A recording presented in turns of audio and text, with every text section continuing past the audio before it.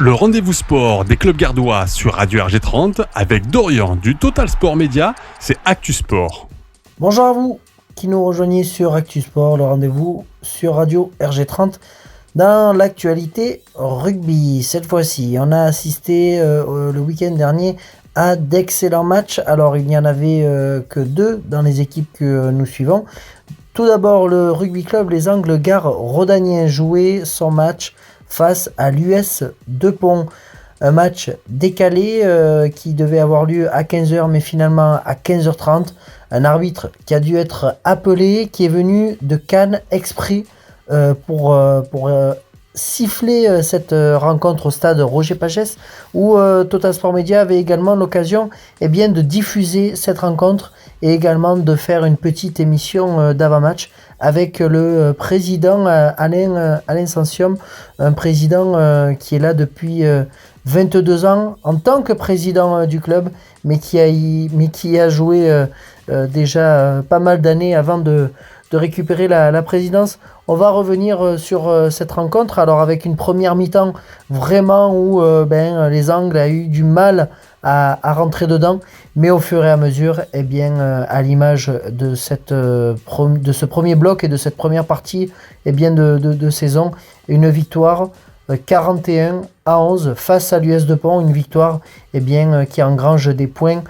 supplémentaires pour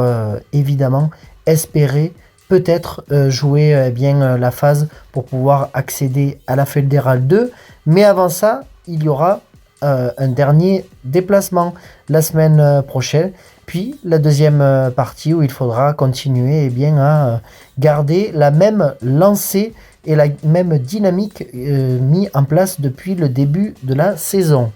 Du côté du rugby club nîmois, là aussi,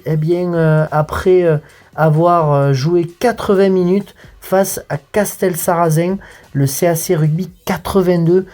faisait place au stade Nicolas Kaufmann sous le signe de la fête, avec évidemment sous le signe des fêtes de Noël, bien entendu. Marché était organisé le matin avec des rencontres dans la matinée, mais voilà, il y avait du beau monde en tout cas au stade Nicolas Kaufmann de Nîmes, et une victoire serrée, mais une victoire quand même 17-10, une victoire qui fait du bien avant justement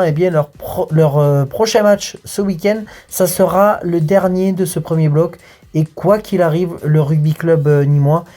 sera champion d'automne, et ça c'est extraordinaire parce qu'il réalise vraiment un premier bloc parfait. Il faudra continuer dans la deuxième partie de saison, mais on reviendra bien évidemment la semaine prochaine sur